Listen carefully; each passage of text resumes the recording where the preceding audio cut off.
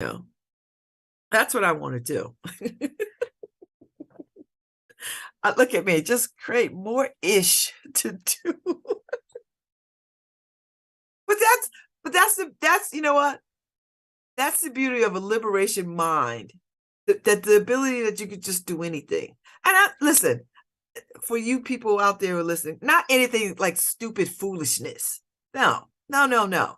I'm talking about things that you could do. Like, I have no desire to go and be a pilot of an airplane. If I wanted to, I could figure that out how to do it. It would take an exorbitant amount of time and money. But that's not my desire. But if it's your desire, you could sort of make that happen. Do you know what I mean? So when you have a liberation mindset, you could do anything. You're just like, you know what? I want to do anything.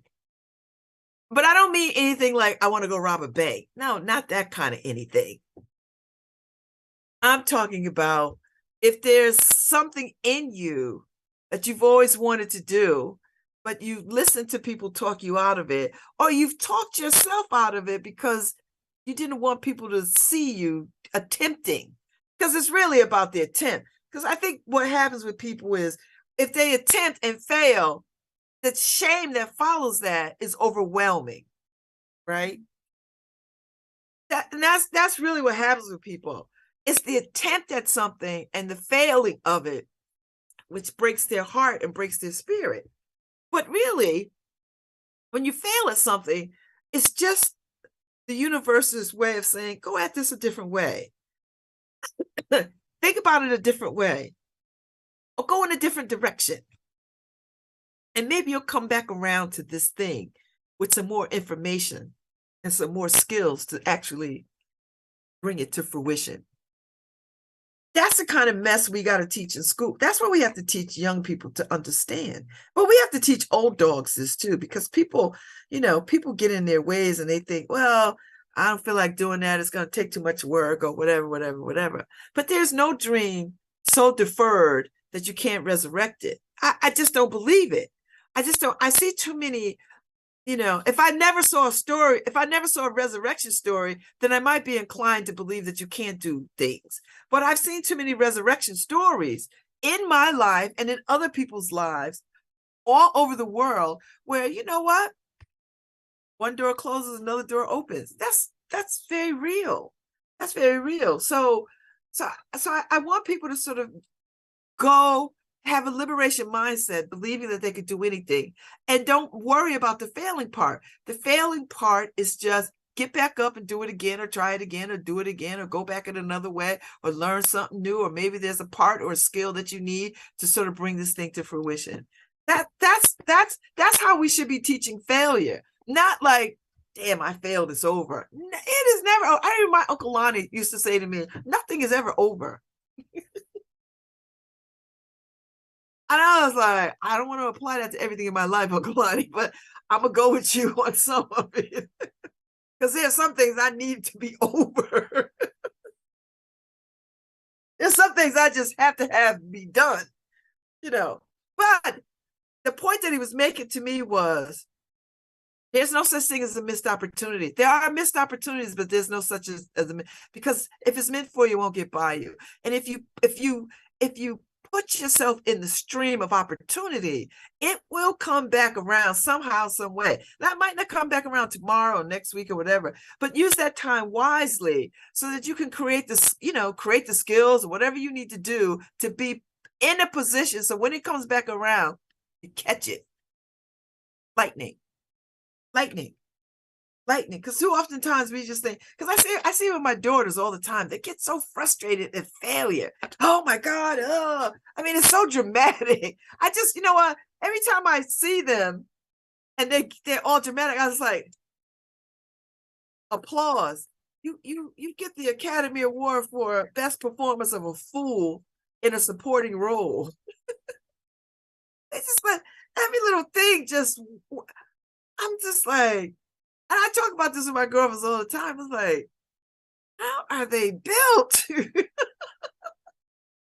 every little thing is like some personal attack on their person. And I'm like, y'all got to get some thicker skin. I thought I was raising kids with thicker skin, but maybe thicker skin comes later, because they're all in their 20s. So maybe thicker skin comes later. The what is it? The frontal cortex is not developed fully until you're 26, 27. So maybe they'll get some thicker skin. And then I have to remind myself when I was that age. But when I was that age, I think I was a little further along in terms of chasing dreams. I never felt quite defeated the way that I see them quickly get defeated.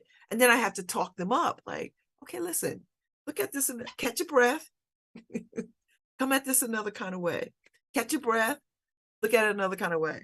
And, I don't dare talk to them in the moment when they're having these damn meltdowns. I wait and circle back around because I've learned. Because, when they're on fire, they want to set me on fire. I say, oh, I'm not a fire extinguisher. So what I'm going to do is I'm going to hang back.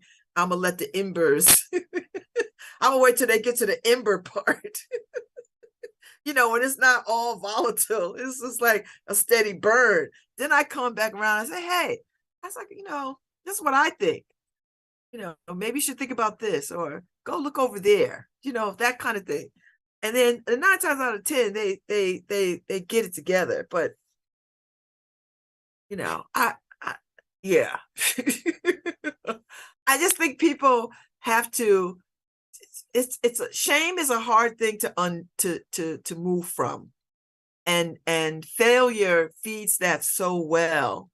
And it's not really the actual failure. It's being seen at the attempt. You know what I mean? Because people are like, oh, girl, I told you shouldn't have done that. Or, oh, You know what I mean? Whispers, the choir of them. You got to set the choir down. Sometimes you need the choir because you need a good choir. But oftentimes, just be the lone wolf out there and be like, you know what? This is the North Star. I'm going to follow that. And that's what I'm doing. Do you know what I mean? Like that's how you have to think about it. You have to create and listen, I'm for everybody getting the self-help books and doing all the things, read all the books. But at some point you got to come up out of the books. At some point you got to put down the journals and the workbooks and get into it. You can't just be writing about the attempt to get into it. This is what I'm gonna do. Now you just gotta I am in it. Get into it, and then don't worry about it. Don't talk yourself out of it. Just jump into it. Get into it. Just get into it. Put the journal down. Put all the affirmations away. And just meet it head on. Jump into the stream and swim. Float if you have to, but keep it moving, and don't let time, time is our own construct. Time is our own construct. You have all the time in the world. You really do. You have all the time in the world. And dismantle the idea that, well, at this particular time I'm gonna do this, at this time I'm gonna do that. Nope. No. If something presents itself and you feel and it catches you, you get that moment of before you beat it out of yourself, before you throw it away out of yourself, that first spark of interest, follow that as fast as you can. Let that lightning take you somewhere. Because if you see that spark and then you sleep on it, it might not ignite again. It might not ignite again, and then you'll get into this place of complacency and you'll be like, well, maybe I didn't really want to do that anyway. Like, well, I'm better off what I'm doing. Well, I'm safe doing this. This is safe. I don't know about that other thing.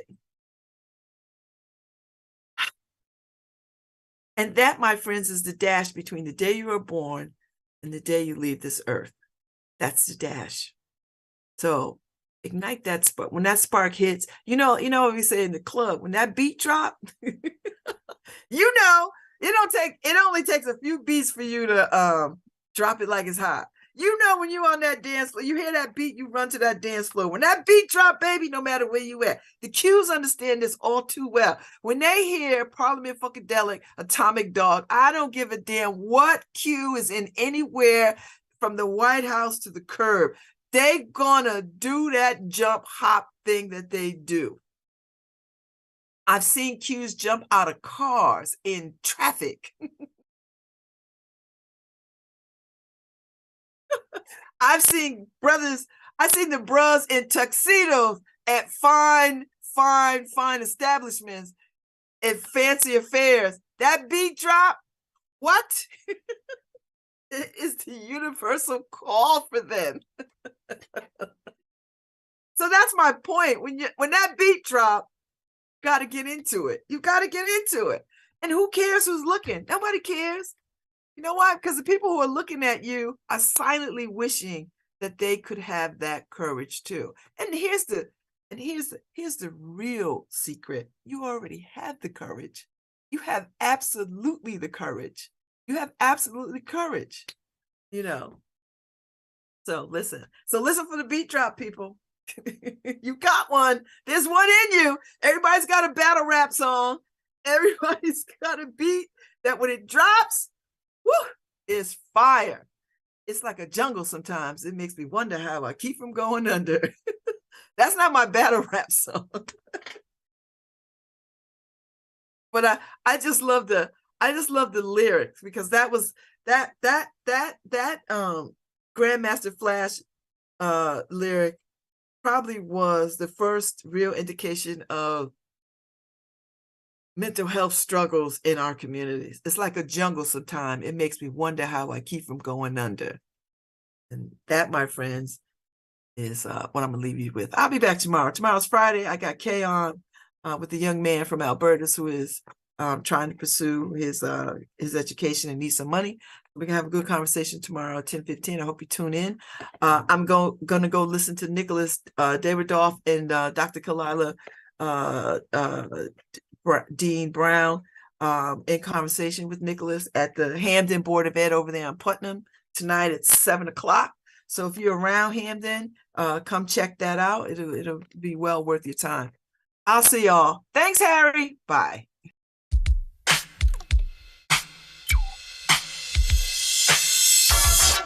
Hi, this is Babz Rawls-Ivy from New Haven, Connecticut, and you're listening to WNHHLP 103.5 FM, streaming live at newhavenindependent.org.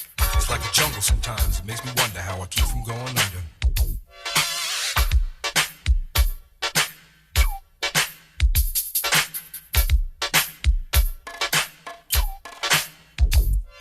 My brother's doing bad, stole my mother's TV. Says she watches too much, it's just not healthy. All my children in the daytime, Dallas at night.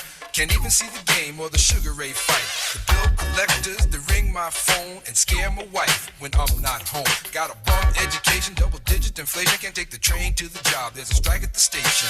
Neon King Kong standing on my back, can't stop to turn around. Broke my sacroiliac, a mid-range migraine, cancer, membrane. Sometimes I think I'm going insane, I swear I might hijack a plane. Don't push me, cause I'm close to the edge. I'm trying not to lose my head.